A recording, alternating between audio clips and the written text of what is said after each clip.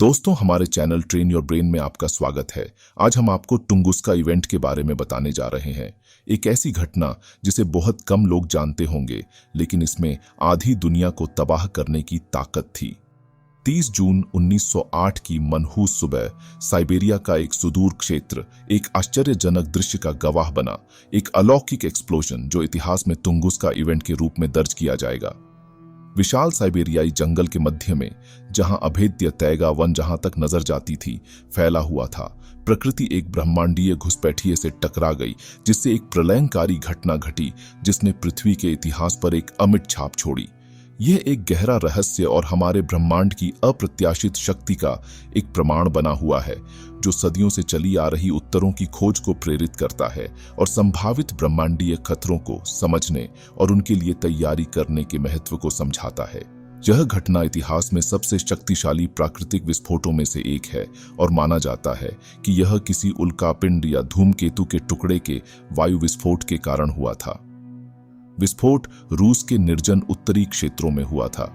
यदि यह मॉस्को जैसे बड़े शहर के ऊपर होता तो पूरा शहर और बाहरी इलाका तबाह हो गया होता और जीवन की हानि संभवतः लाखों में होती।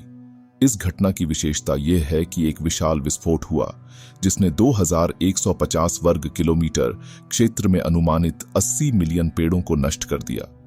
इसने लगभग 10 से 15 मेगाटन TNT के बराबर ऊर्जा जारी की, जिससे यह 1945 में हिरोशिमा पर गिराए गए परमाणु बम से लगभग 1000 गुना अधिक शक्तिशाली हो गया। यह विस्फोट साइबेरिया के दूरदराज कम आबादी वाले इलाके में टुंगुस्का नदी के पास हुआ। इस घटना से कोई प्रत्यक्ष मानव हताहत नहीं हुआ, हालांकि इसका स्थानीय पर्यावरण पर महत्वपूर्ण प्रभाव पड़ा। दूरस्थ स्थान होने के कारण विस्फोट के बहुत कम चश्मदीद गवाह थे, लेकिन कुछ ने आकाश में एक चमकदार नीली रोशनी देखी, जिसके बाद एक शॉकवेव और विस्फोटों की एक श्रृंखला देखी गई।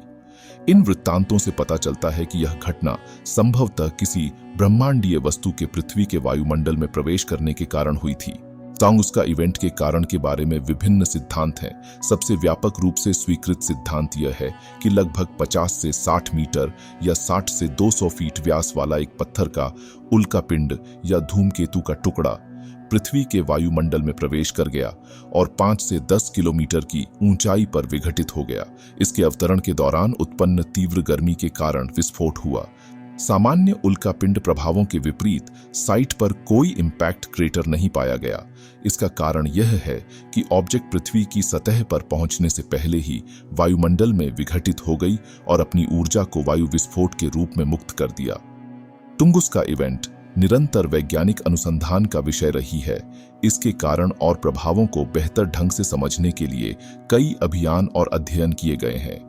यह पृथ्वी के निकट के ऑब्जेक्ट्स द्वारा उत्पन्न संभावित खतरों की याद दिलाने के रूप में कार्य करता है और भविष्य में प्रभाव के खतरों को कम करने के लिए उन्हें ट्रैक करने और उनका अध्ययन करने के प्रयासों को प्रेरित करता है।